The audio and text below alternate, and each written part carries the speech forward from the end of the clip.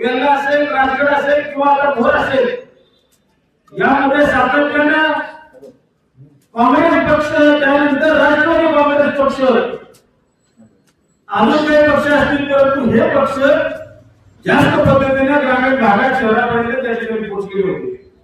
परंतु या वेळेला भारतीय जनता पक्षाचा चिन्ह हे शून्य मतदारांनी, शहरातल्या मतदारांनी, जागरूक नागरिकांनी त्या ठिकाणी स्वीकारलं.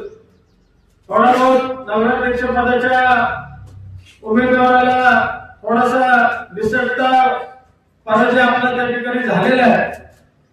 निश्चितच जो जनतेने कौल केला तो आम्ही स्वीकारलेला आहे. परंतु आता काही मंडळींनी सुतावर स्वर्ग गाठायचं धोरण अवलंबलेलं आहे. ती आता सांगायला लागली आम्ही आता आमच्याकडे काहीच नव्हतं आणि आता आम्ही 4 जागा मिळवल्या, 1 वरची जागा मिळवली. मलाही त्यांना ते सांगायचे की जर तुमच्याकडे काहीच नव्हतं तर तुम्हाला आमचं नाव घेऊन तिकडे निवडणूक लढवायला काय लागले हा देखील महत्त्वाचा मुद्दा आहे. आणि आमच्याकडच्या माणसाला तुम्ही त्या वेळेला निवडणुकीमध्ये आमच्या विरुद्ध घेऊन गेला, तिथं त्याला उमेदवारी दिली. मागच्या वेळेला पक्षाच्या माध्यमातून आम्ही त्यांना उमेदवारी दिली होती, त्यांच्या सभापतीने उमेदवारी दिली होती, त्या निवडणुकीची दिलेलं होतं. 5 वर्षाच्या काळामध्ये आम्ही सगळ्यांना बरोबर घेऊन विकास काम सुद्धा त्या नगरपालिकेमध्ये करोडो रुपयाची केली.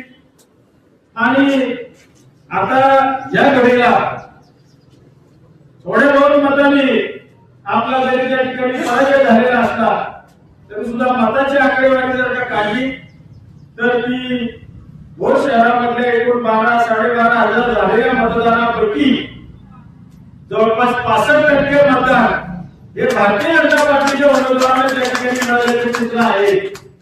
आणि म्हणून असं काही तुम्ही सांगण्याची गरज आहे असं वाटत नाही. आता प्रश्न असाच आहे की आता नगराध्यक्ष एका विचाराचा आहे आणि खाली संख्याबळ हे आपल्या विचाराचा आहे.